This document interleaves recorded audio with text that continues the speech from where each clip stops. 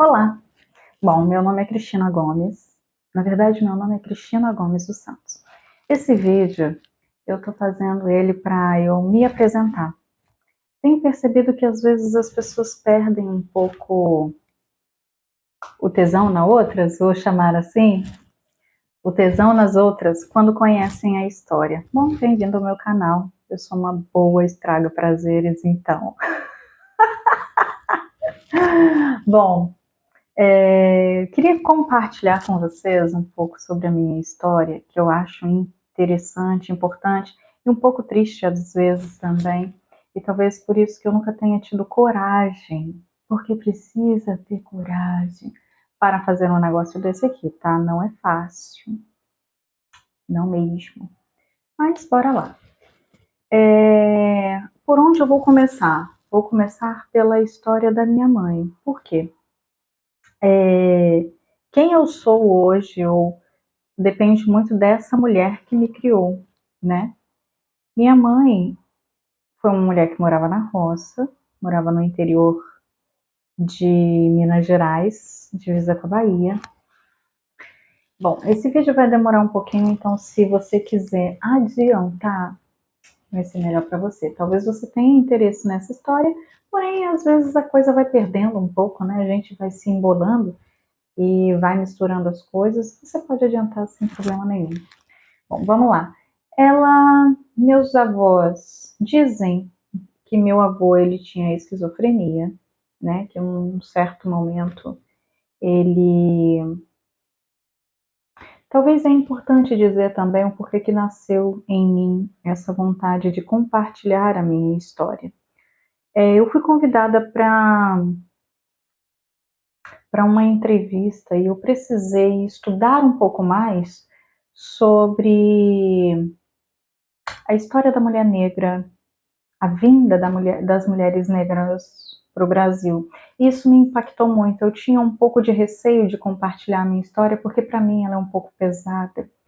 Mas depois de estudar, e tenho algumas incógnitas no meu coração a respeito do Brasil, a respeito das pessoas do Brasil, que eu enxerguei a minha história e o porquê que eu tenho tanta vergonha da minha história. Mas essa não é propriamente só uma história minha, uma história inclusive do povo brasileiro. E que talvez a maior parte dos brasileiros, de nós aqui, tenhamos uma história muito semelhante depois que eu estudei isso. E aí eu perdi a vergonha de contar a minha, porque a do Brasil é muito pior. Bem pior. E eu vou de vez em quando tomar uma água.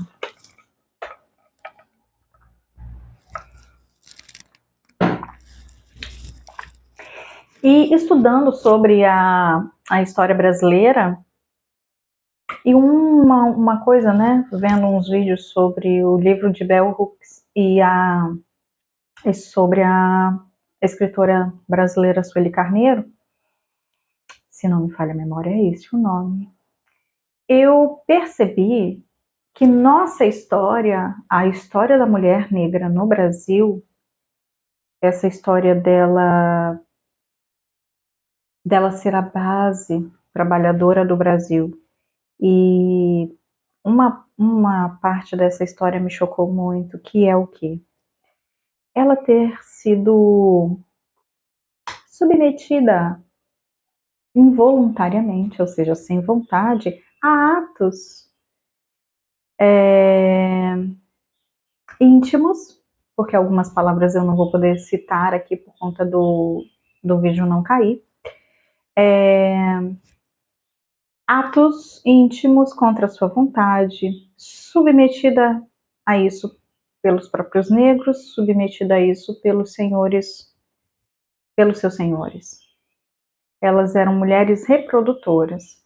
Esses filhos eram vendidos, porque eram escravos, e muitas dessas pessoas foram se perdendo das famílias, perdendo seus entes queridos, se perdendo no mundo, perdendo sua identidade. E por muitos anos eu me vi sem identidade. Por muitos anos eu me percebi sem identidade. Isso para mim foi inclusive, a ação de entrar na psicologia, não entrar, né, porque eu faço terapia já há muitos anos, não é ininterrupto, né, período eu faço, depois eu não faço, depois eu faço, mas sempre a gente está tratando, né, principalmente como psicólogo, então a gente sempre tem que estar fazendo essa terapia aí. Mas algo me chamou a atenção nesse sentido, que é o quê? Meus avós, meu avô especificamente, antes dos meus, eu não conheço a minha parte paterna, tá? Vamos começar por aí. Eu não conheço a minha parte paterna, eu conheço a minha parte materna, mas só os meus avós. O meu avô e a minha avó para baixo. Porém, eu também não tenho como acessar antes dela, porque o meu avô, que dizem que tinha esquizofrenia, em algum momento desenvolveu, não sabemos ao certo. Porque eu conheci, mas ele já estava bem velhinho, então quando eu o conheci ele já faleceu e eu era bem nova, eu era adolescente, não tinha uma capacidade de avaliar qualquer coisa, né? Meu avô, quando ele casa com a minha avó, ele troca o nome dela, tipo, era Alice e ele colocou Josefa, né? São nomes fictícios, eu não vou trazer os nomes reais aqui. E eu fico pensando na violência que essa mulher sofre ao se casar com o meu avô. Depois disso, ela continua sofrendo outras violências, né? Psicológicas, físicas e provavelmente morais também, patrimoniais. E como que essa história se repete, né? A partir da minha mãe, então minha avó teve 11 filhos. Esses filhos saíram de casa, dentre eles a minha mãe quando tinha 14, sendo que ela já trabalhava na roça desde os 7 para ajudar em casa. E cuidava dos outros irmãos, os irmãos mais novos. E então ela sai de casa, vem para a minha cidade, e aqui ela vai trabalhar na casa de algumas pessoas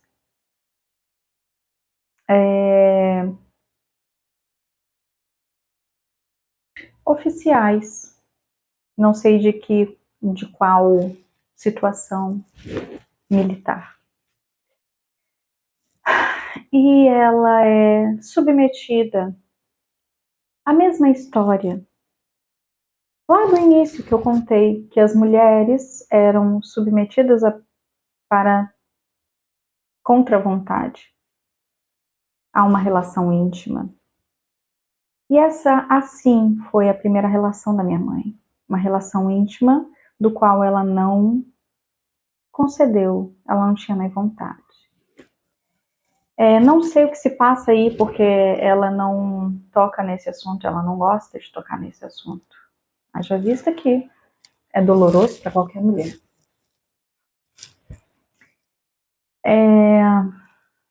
Então ela conhece um homem, se apaixona por ele, neste caso meu pai biológico. E ela, em algum tempo de namoro, ela engravida. Esse homem vai embora, ele estava de férias, vinha nas férias, né? Eles namoravam, ele trabalhava em outro estado. E aí, quando ela está grávida de 6 meses, ela descobre que ele era casado e que tinha uma mulher esperando um filho dele também, ou que tinha acabado de ter um filho, uma filha com ele. E a mãe descobre isso e imediatamente ela segue o seu rumo e fala assim: olha, toma a decisão dela, vou ter esse filho sozinha. E assim ela fez. Conheceu o meu padrasto, né, que veio depois, não foi uma boa relação, mas foi quem me criou, quem eu inclusive chamei de pai. Um homem muito materno, para mim, mas péssimo para minha mãe. Um homem muito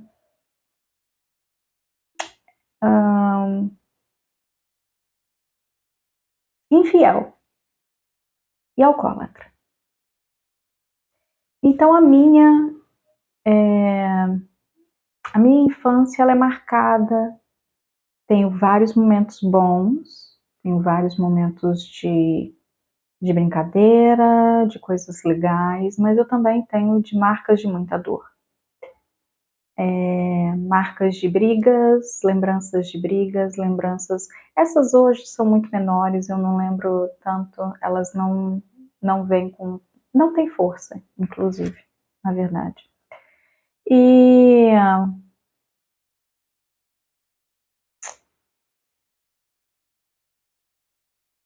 falar sobre isso é complicado.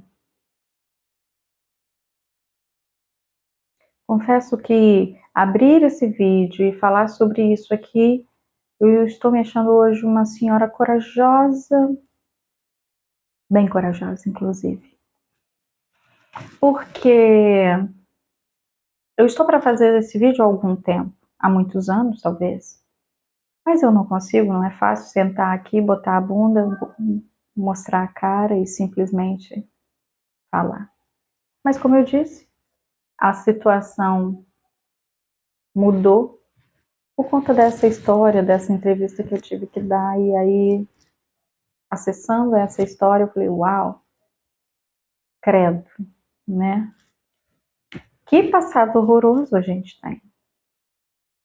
E é bem semelhante ao meu, inclusive. É tão semelhante a, provavelmente, a maior parte dos nossos habitantes. E talvez o fato da gente não tocar nesse assunto faz com que a gente permaneça numa dor e é uma sensação de como se a gente patinasse na lama. É a minha sensação. E quando a gente sabe do nosso passado, eu acho que a gente faz uma força para mudar aquilo. Por que eu estou falando isso? Que esse é o ponto da identidade, como eu trouxe lá no início, né?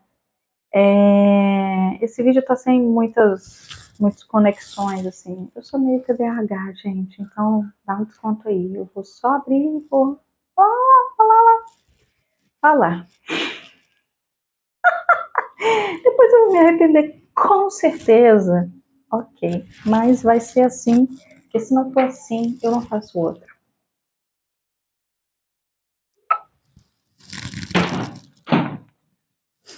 E vai ser este.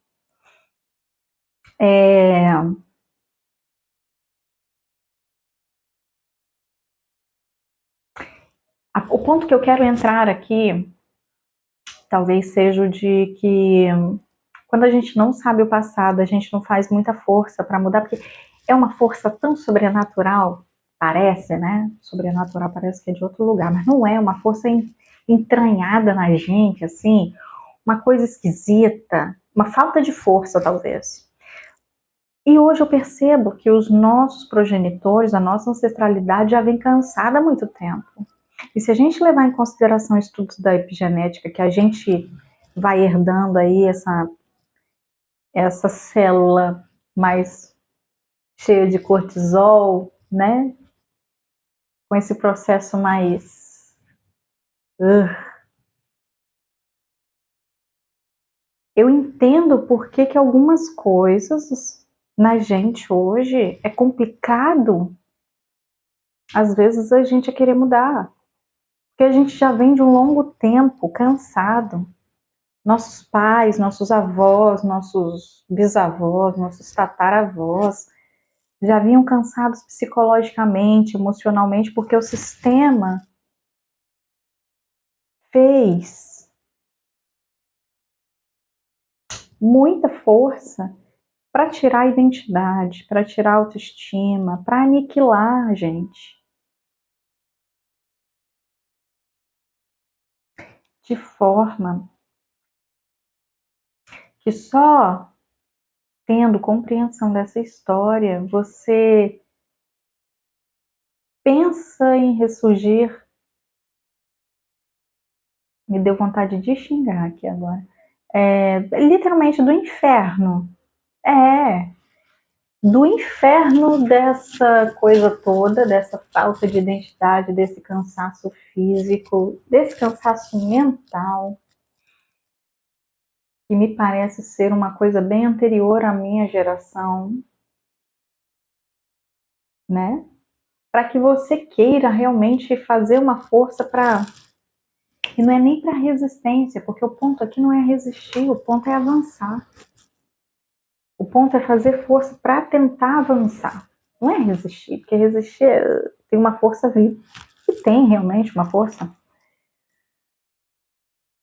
de racismo, nossa, de tanta coisa, mas de machismo, de patriarcado, de tanta coisa que é difícil, inclusive, você se manter de pé às vezes. Mas o ponto aqui é avançar. Vamos lá. Na minha infância eu sofri abusos íntimos. Não houve a penetração, mas houve o toque físico.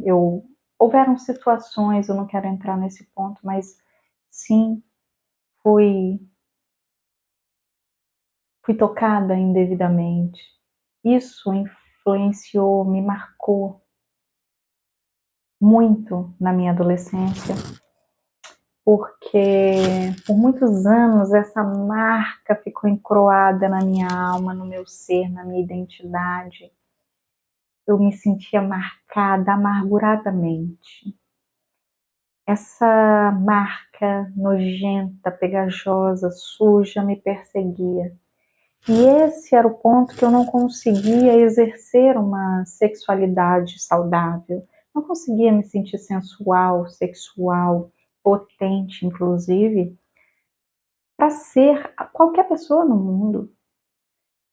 A marca de um abuso, ela é pegajosa, psiquicamente e fisicamente. Ela é difícil de tirar. É muito difícil de tirar. Eu não me lembro quando foi que ela perdeu a força, que ela saiu, que ela se desgrudou de mim. Mas enquanto eu falo com você, eu ainda muito suave, em algumas partes, talvez aqui do corpo, ela ainda tem uma presença. Mas por muitos anos, isso foi muito difícil, inclusive, conviver com essa dor amarga, com esse sabor amargo do ter sido tocada indevidamente. E acho que a partir do momento que você é tocada indevidamente, não que a vida faça perder sentido, mas é diferente a sua visão.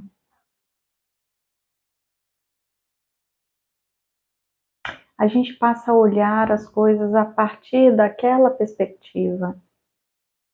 É como se houvesse sempre uma sombra. Pelo menos essa é a experiência que eu tive hoje. Talvez traduzindo melhor o que eu sentia. A sensação que eu tinha é que eu sempre tinha uma sombra ali. Lidar com essa situação sempre foi muito complicado.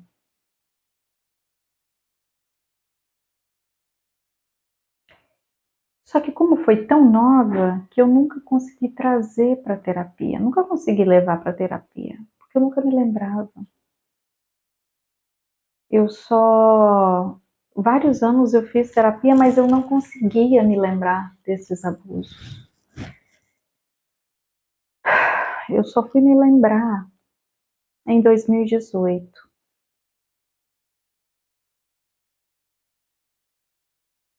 depois de ter um burnout, depois de entrar em depressão,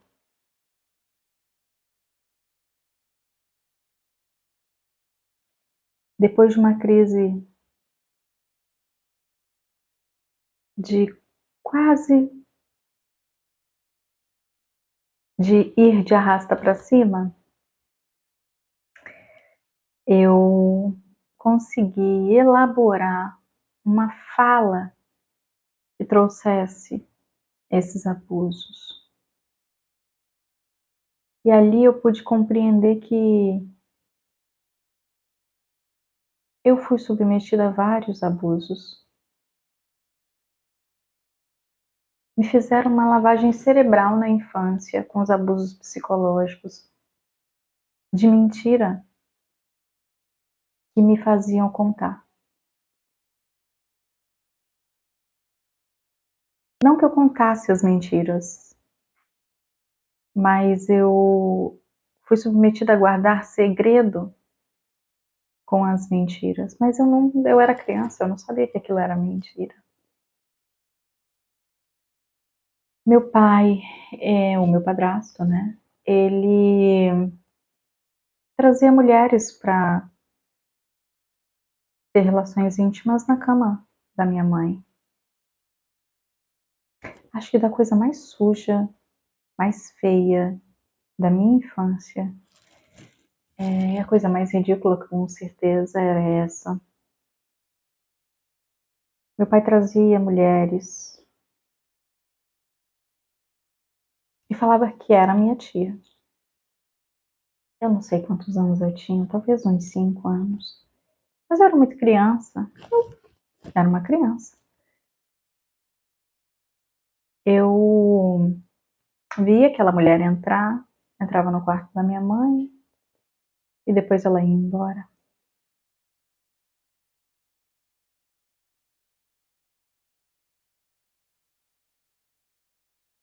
Muitos anos depois eu vim compreender o que aquela mulher poderia estar fazendo lá.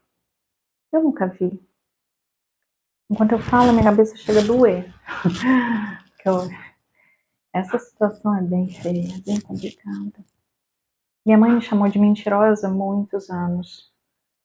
Ela falava que eu era mentirosa porque eu não contava para ela. E até eu conseguir elaborar um dia, e faz pouco tempo isso, inclusive, ela me pediu perdão por isso. De eu chegar a dizer, mãe, pera lá, eu era muito criança. O que as pessoas me pediam para fazer, eu fazia. Eu achava que era o certo. E eu nunca entendi porque que a senhora me dizia que eu era mentirosa. E eu cresci acreditando que eu era uma grande mentirosa.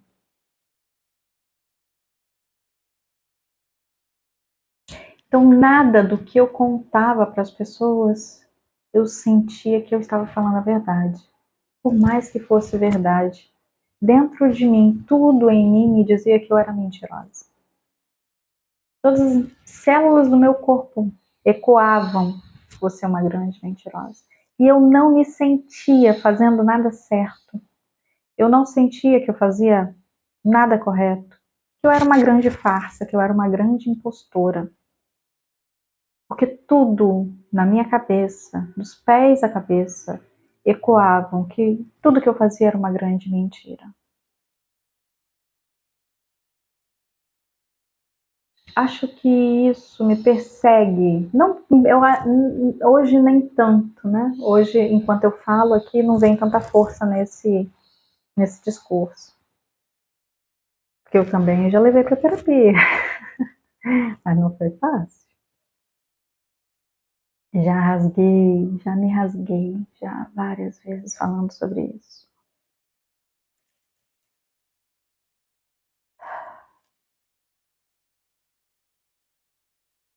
Não é fácil falar sobre isso.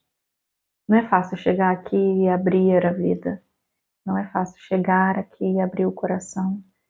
Não é fácil. Eu queria contar a minha história de um outro jeito, mas não seria a minha história. seria a história de outra pessoa. E a história que eu vivi foi essa. Eu fico feliz de hoje ter encontrado paz, porque era uma coisa que eu não tinha.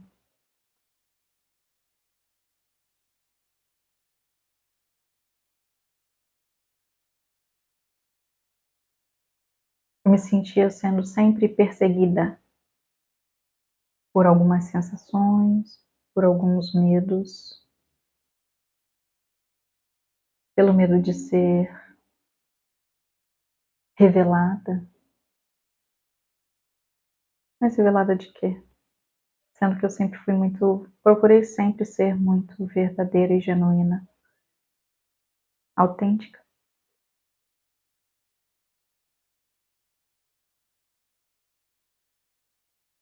Bom, esse vídeo está me parecendo mais uma sessão de terapia, de autoterapia, do que um vídeo de fato.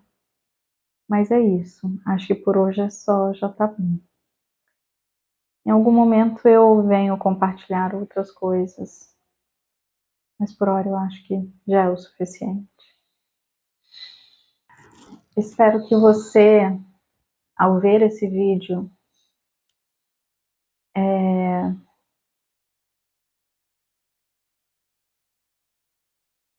eu não sei como você vai estar para assistir esse vídeo completo, mas eu imagino que se você chegou até aqui, era porque você também, em algum ponto desse vídeo, das duas uma, ou você é muito curioso com a minha vida, ou você se identifica em algum ponto. E se você se identificou com algum ponto dessa história, te convido a fazer terapia. Entre em contato. E eu não sei qual é a fase da sua vida que você está, mas há possibilidade de mudança.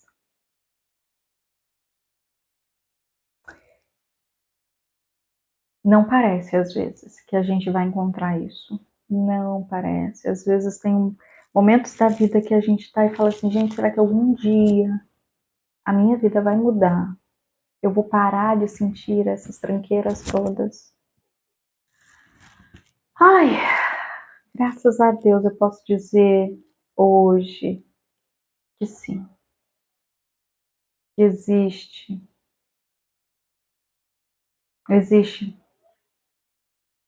existe solução, existe mudança, existe alguma coisa que eu não sei neste momento o que, mas uma forma, que é a terapia, algumas terapias eu acho, não sei, pelo menos aqui eu experimento, aqui eu experimentei, ela me fez sentir, me faz sentir diferente. Eu encontrei uma forma de diminuir e mudar as coisas que eu sentia. Eu agradeço a Deus muito, ao universo, a sei lá qual seja a sua crença, mas eu agradeço. Eu tenho gratidão hoje no meu coração. Paz e gratidão. Eram coisas que eu achava que eu nunca ia sentir. Porque a dor e a amargura eram, eram profundas. É isso, eu vou ficando por aqui. Um beijo. E me siga se você gostou desse vídeo, se você se identificou, se você precisa de terapia, se de alguma forma esse vídeo te ajudou, escreve aqui para mim. Um beijo e obrigada por me ouvir.